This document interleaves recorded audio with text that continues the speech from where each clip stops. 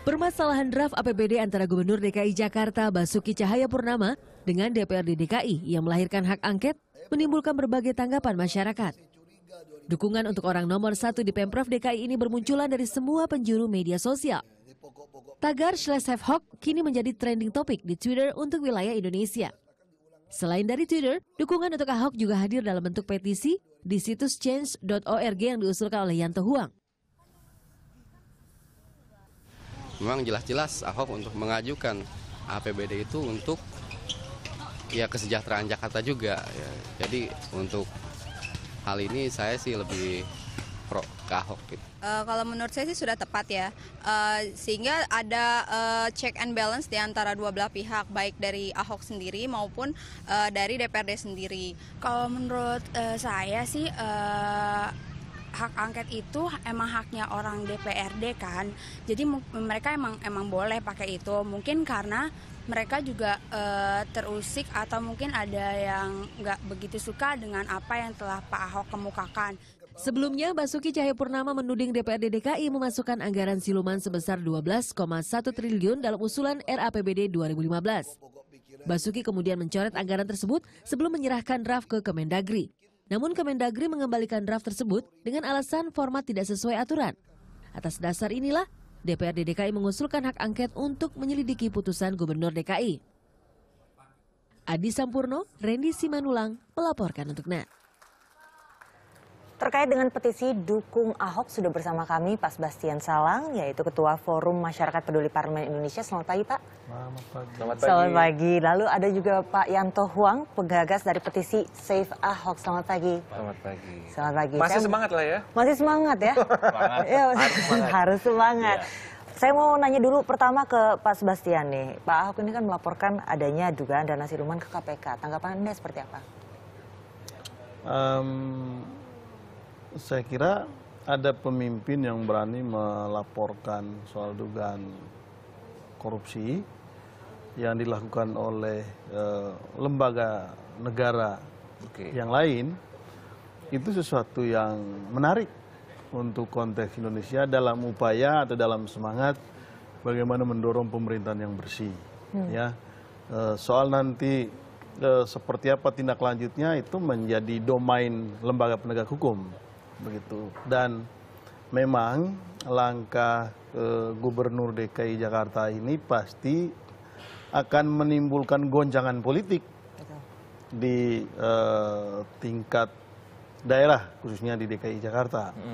Nah, itu satu. Yang kedua, itu artinya Pak Ahok ini membuka perang baru dengan DPRD setelah ribut-ribut soal APBD ya, RAPBD di DKI Jakarta. Nah, kelanjutan kisah ini seperti apa tentu ini akan menarik. Dan kita masih melihat hari-hari yang akan datang. Oke. Kira-kira seperti apa nanti nasib APBD dan pembangunan Jakarta sendiri? Nah, soal nasib begini.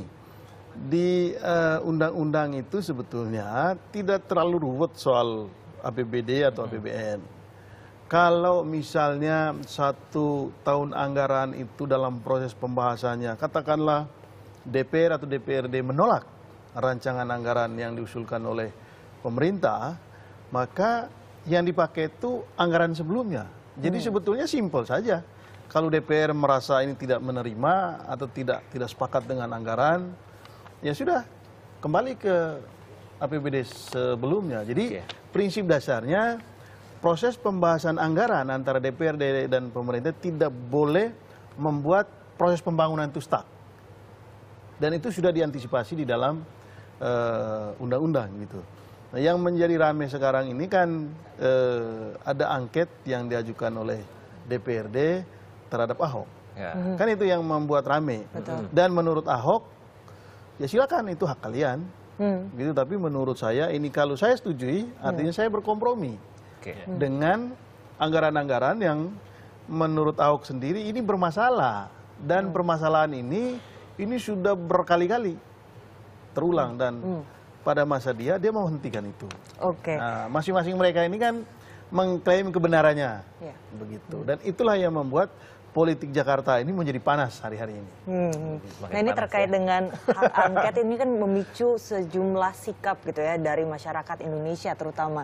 Makanya ada petisi Save Ahok yang digagas oleh Pak Yanto. Nah ini sampai 50.000 yang menandatangani itu biasanya baru nanti bisa diajukan gitu kan. Nah pada saat itu mencapai 50.000, apakah Pak Yanto yakin gitu ini bisa direalisasikan? Saya melihatnya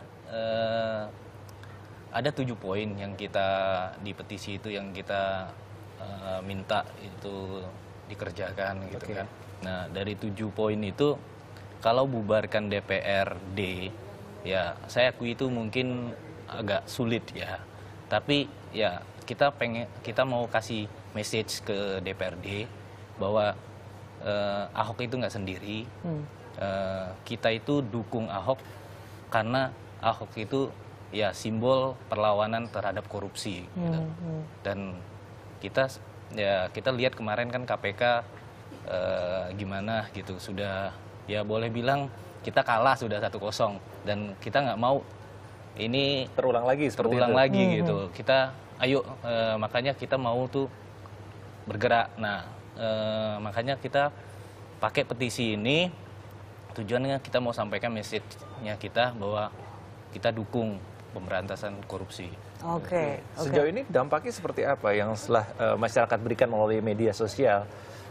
Saya melihat dampak ini ya dirasakan juga sama DPRD gitu. Bahwa selama ini kan kalau kita lihat di berita yang tanda tangan untuk cabut mandatnya Ahok malah ada gitu kan. Dan yang dukung Ahok nggak ada gitu.